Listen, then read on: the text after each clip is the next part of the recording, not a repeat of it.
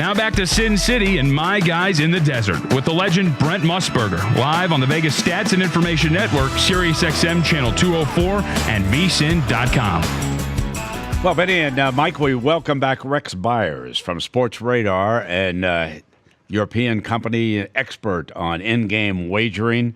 Rex, my friend, how have you been? Hi, Brent. Pleasure. I'm fine, thanks. How about you guys? Mike, Vinny? Everything is good, buddy. Good to have you. Thanks for coming. How long you staying in this rain chase you off? Well, as things stand, today is the last day of my first 4 months. I've had training a little bit back in Vegas for the last month, and I head to Louisville tomorrow. Have a vacation for a week. That's an annual thing. I started it, basically when I left Louisville to go to Costa Rica. I've been going back every year. I said, listen, there's only one rule really I need to have. I need to have the first Saturday in May and the accompanying days before and after off. It's a religious. Come to visit my family and friends for the Derby and the Oaks. Before we get to in-game, who's your Derby horse, Rex? You know, Dink was on last week, and I kind of like his horse a little bit. Interesting. 20-1, I think, in the morning, and he may go off 25-30. Not a lot. It's still a lot to do, and tomorrow I think is when they draw for the post position. 8 o'clock. I think we'll know a lot more then. Yeah. At this point, it's tough to really speculate too much. And the name of Dink's horse is? Now you put me on the spot. Jorge said no horses, only worry about the soccer, only worry about the Hold on, here you go. live betting. I got a list for you, buddy, right there. Here you go, right there. Come on, we can't be throwing out. I like Dink's horse. Oh yeah, He I like said it, Ralph's but horse. You know what I'm saying? You can't do that. By my standards, there we That's go. it. By my standards. That's By my it. standards. There you I knew there were 3 words. Just let him go off somewhere that's not the rail or not the 20, so I don't have to hear everybody complain. Oh, I can't believe that horse now. He's going from the trainer will cry. It's like they always do When every year. you were young, growing up, when you first saw it, the one spot was not dead like it is now with all those horses that come true. crushing down on it. It's true. The best thing about the Derby is that that's how I got my indoctrination to sports betting to begin with. They had just started putting in the automatic voucher machines when I was like 12 or 13, going to Churchill. So all you do is like peek around a little bit, make sure nobody's watching, go way up high in the grandstand, way, way, way away from the finish line where no one's around. $2 one place in shows. That's it. You see? Get the ticket. You Bang. see? Yeah, that's how how we it all all begins, my man. But what we really want to talk about is the on the end game and whether you think there are a couple of people who are still doubtful about the growth of it. Now, Mike Palm, certainly not amongst them. He and Derek Stevens love the end game. Tell me what you think, Rex. Where we stand right now. Well, obviously, I know you guys are buying into it. You've asked me on to do some shows in the past. Did the NFC playoffs and the NFC Championship a couple years ago with Matt and JVT, and then the semifinals and the national championship game with the basketball this year. And that was great fun. Win or lose, whether the bets go your way or not. You just wanted to walk people through it that weren't really familiar with the process. Now, Vinny was in New Jersey, I think, last week with betting on Sports America, and there was a graph that came out of that I thought was fascinating. Whether the information's true or not 100%, I don't know, but I saw that, as of December of 18 to March of 19, the in-play in New Jersey had rose from 33 to 50 in the NBA, 25 to 40 in ice hockey, 40 to 55 in soccer, and tennis has been about the same at 80%. And that's fairly common with the European model. Over there, really 2-to-1 bets or more are bet live or in play than they are pregame. That's not happening in the States yet. That will happen as technology improves, as the confidence in the operators improves, and people are more confident in dealing it with better lines, higher hold percentages if need be to make sure you mitigate some of the loss. But it's definitely the future. Rex, you bring up a good point because I was gonna cite that panel, and to Brett's point, I think a lot of it has to do with operator philosophy. Some operators are embracing the end game more so than others, and it's just a matter of preference. The other part of it is what they're allocating to it too as well. Is it algorithm based? Is it manual, or is it a combination of both? And what type of staffing is involved with it? So it was a good panel. It was an interesting panel, but those numbers did come out, and I did enjoy the panel and getting the different perspectives. And let's be honest about another thing, too. You can sit here and sugarcoat it all you want to. You've got people that are better at it than others. When I was in Costa Rica, I tried to deal it myself for a while, and I realized that my ego sometimes made it difficult because I had a strong opinion about the game beforehand, and I let it cloud my judgment when I was dealing the game live. I wasn't very good at it. Once I realized that, delegated it to staff. A lot of those guys didn't make their own numbers, didn't really care that much, and they were the ones that were better off dealing the live than people that maybe had an opinion and that made their own numbers pregame. So a lot of variables that go into it, but a lot of times I've noticed that I've had more success betting the live and in the end game when I go into it with no bets pregame and no real strong opinion. Excellent point. I find it fascinating, and obviously there's a different product with each different book, right? And you can pick the product you want. There's, to Vinny's point, a tremendous amount of investment in the infrastructure and staffing to be able to give a big menu of it and to be able to have it run live all the time, like say William Hill does. But I tend to look at it as I have an opinion pregame. And then if it doesn't go well in the first section of that game, I'll come back to that opinion in the in-game wager because now I'm getting a better number on that. Is the way I do it more often than that. But it also will let me get off a bet where I've made a mistake handicapping a game, and I think there's a certain matchup that a team will exploit, and they're not. But like you say yesterday, I have 9 pregame bets. I had maybe 15 end-game bets, because I have the time to sit there and watch the games. And some of those were not of those 9, am I right, Mike? Or were they? Right? I mean, sometimes it's a pass on a particular matchup. Totally different. You see something that catches your eye during a game that you don't have a pregame wager on too, then it'll catch your fancy. I didn't lay the price with the Dodgers pregame, but when they got down 5-1, I take a shot with them against because I don't think Pittsburgh's going to score any more runs in that game and stuff like that where I don't see any value pregame. Yeah, I mean, there's no argument whatsoever. As a matter of fact, some of the sharpest people that I know do the opposite of what you do, not saying that your way is wrong, and a lot of people I know that win money doing that too, but they'll be on side A of a game, and they will know it immediately, and if they have to Polish middle themselves and hopefully not lose both bets, they'll do it. I mean, then if they see that this isn't working out, let's just try to chop it and lose the juice and get out of here. Exactly. As I look at my bad bet on the Rockets to win the series, I had game 1. I was on the right side. Thank you very much, 5.5. But I'm going to lay off that series bet because I don't not think they can handle. I'm going to strictly opinion based on my part, nothing else.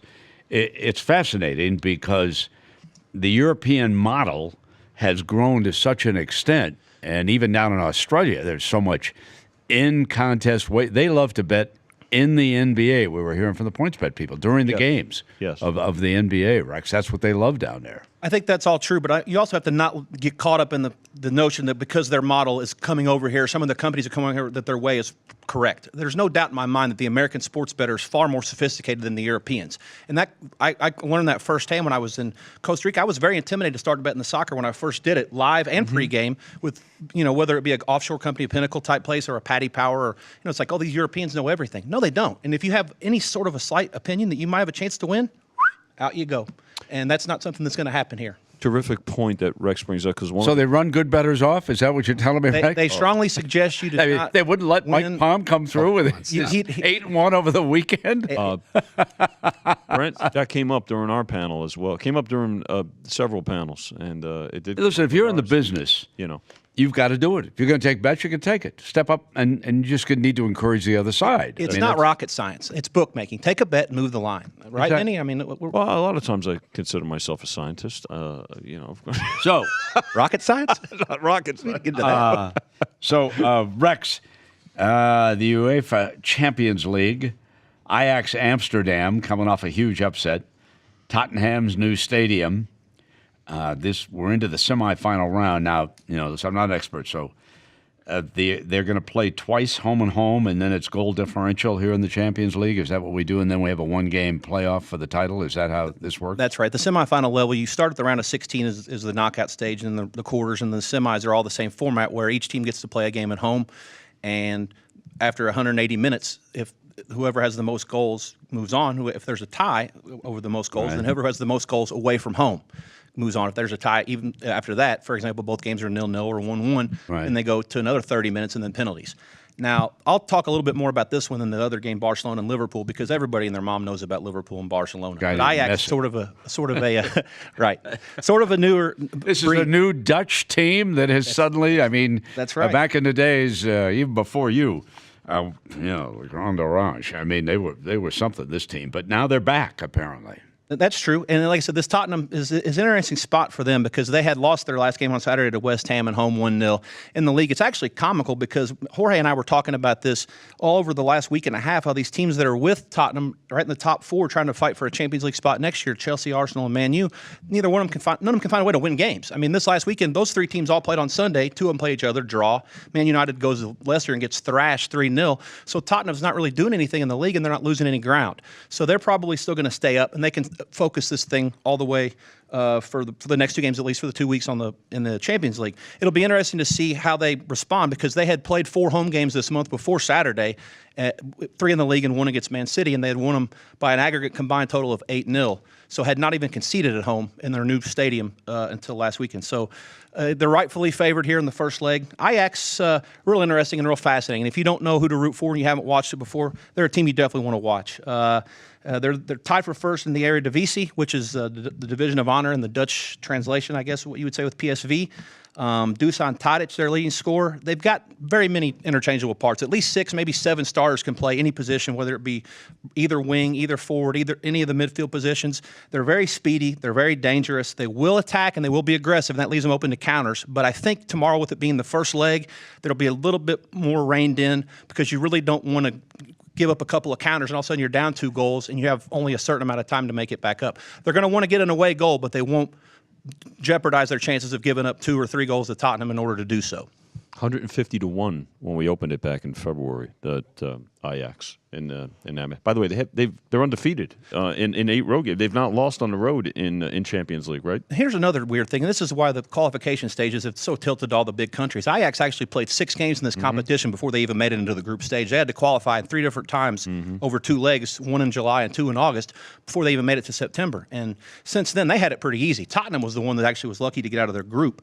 Lost at Inter Milan, lost at home to Barcelona to start, and then they ended up beating PSV and drew with PSV in match days 3 and 4, and got the draw on the last day after beating Inter to tie with them with 8, but they got ahead of Inter to the knockout stage, and of course beat Dortmund 4-0 in aggregate, and they beat City, which sorry Jorge. Sorry, no Jorge. offense, but, We lost Jorge. The 4-3 match 2 weeks ago was one of the best matches you'll ever see, and obviously beating them 1-0 at home. The away goals come into play 4-4, and Tottenham moves on. This Tottenham Ajax game, you said might be a little bit tight. Game 1. Under 2.5 might be for a novice to go there, would you think? Under 2.5 even, I bet yesterday. I would recommend anything flat or better. I think here at the South Point, I noticed outside a minute ago, 2.5 over 15. So you could even lay 0.5 right now, and you're still getting the best of it. I think this looks like a nervy win. 1-0 Tottenham I'll call for. Even with Son out, even with Kane out, I think it'll be a game that they should win. Could win, probably get some sort of a shady goal somehow. And it'll be tough for Ajax to overcome that if they do not get an away goal on their own tomorrow. How did TNT get its hands on the Champions League? I don't know, and to be honest, I don't really care. I've watched soccer in Spanish for so long, and English. The announcers in English, like when I've watched a couple of games, I'm just like appalled at how bad it is and how boring it is. I'm living glad in you Costa said Rica that. as long as I did, it's great. I understand Spanish good enough. They get excited about it, and yeah, it's far more fun to watch the games in Spanish. So if you know just even a little bit of Spanish, I recommend trying to find the Univision feed instead. And that's at noon Pacific time. Is that correct? Start time right Yes, for sir. tomorrow? Johan, yep. The first leg is tomorrow, and then May 8th they play at the Johan Cruyff Arena in Amsterdam. Okay, so you've given us a Derby horse and under 2.5 on the Ajax Tottenham game. All right, my friend. By the way, I do have a question, and it actually relates to Costa Rica. 5 Dimes, which I have done business with in the past. Did the founder ever appear again? What that story sort of dropped off the edge of the world for me. There was a kidnapping or an alleged kidnapping. What happened down there in Costa Rica with 5 Dimes? With that, I don't know the certain outcome. I know that David Perdue actually sent me a tweet maybe last week, was asking if I knew anybody there, and truthfully, I do know a couple people that did work there fairly high up, maybe 10 or 12 years ago, but those people have long left the industry. I don't really know anybody of any importance at 5 Dimes, and I don't really talk to a lot of people about stuff. A lot of times, if it's not my business, I don't want to know about it, because if someone's going to ask me a question about something that I might not be able to talk about, I don't want to lie to them and say I don't know. I just want to tell them the truth and say, I don't know. That's kind of how it is here. I mean, there's all kinds of speculation. I've heard all kinds of rumors. A lot of stuff's running rampant. And until you have any proof of anything, it's just hard to really say. I venture to think that he's not dead, but that's just me, and I can't say. Yeah, interesting, because he'd been an operator down there for some time, in a pretty big operation. I first ran into it with horse players over at Santa Anita. They were touting it as a place to go for horses. Then I realized it was a full sportsbook operation down there. The one thing he did that anybody else, even to this day, hasn't done is some of his teasers are beyond belief. You can bet like a 20-team teaser there. And I don't even know who came up with the math to decide what you're supposed to pay on these 20-point, 10, 15-point teasers. Man, a 20-team teaser. I'm sorry, Vinny. Vinny, my guy. So I'd be sprinting out of here in a second. Oh, I'm back in. You know? I'd like to know what system can take. Like I said, I can't figure it out. I've actually been into my account and logging and going, how do they come up with the math to pay off an 18-point, 16-team NFL teaser? Like, what is this? I'm glad they can figure it out because I can't. No, I can't either. Don't worry. I thought I knew something. Rex Beyers from Sportsradar. Great update on what's going in. Likes the under in the Champions League tomorrow. And what was our horse here? Then he hid the information from me again. He doesn't want me to. 3 words. It is right here. 3 words. 3 words. By my standards. By my standards. That's it. Until he draws the rail tomorrow. He's my horse. I will use that as soon as it comes in. I will say no. My man Rex says no. He's got the rail. I'll retweet it to you. Okay, please. Off the rail. I'll send you another. Rexy, will you send it to me? Yes, sir. So I've got. I'll tell Ron on Wednesday as well. Okay, because I'm an Omaha Beach guy, but I need some other horses to mix in here. I'm in the same way. I'm using at least 5 or 6. I haven't figured out which one. Like I said, I like the one. Now tell me something. When you do the 5 or 6, how far do you go? Trifectas, supers, all the way down. exactas? Yeah, you make all the money in the supers. I mean, you could bet a 10-cent super for like maybe $8 or $10 if you do it the right way, and if you win, you're it's like a lottery ticket. I mean, in the Derby, It's true. It's like a 20-team teaser. I've got 20-team parlay. I got my homework with the Bushmills. You know what I'm saying? Rex Beyers. By the way, before you go. Sure. So, Jorge, are you going to bet the under, or are you going to take the over tomorrow in Ajax and Tottenham? I have it as a 1-1, so I'm going to bet the under tomorrow as well. Okay, thank you very much. Now we have universal all around. Maybe he should bet the draw. Mike's an under guy. You in or no? Yeah, I'll do it. All right. 2.5. The Good hook, luck to us. The hook looms. The hook. Indeed. we love the hook. All right. Back live with a Ron Flatter update. VSiN.com, Sirius XM 204. It's My Guys in the Desert with Brent Musburger, only on the Vegas Stats and Information Network. Keep up to date with everything in the world of sports gaming by going online at VSiN.com.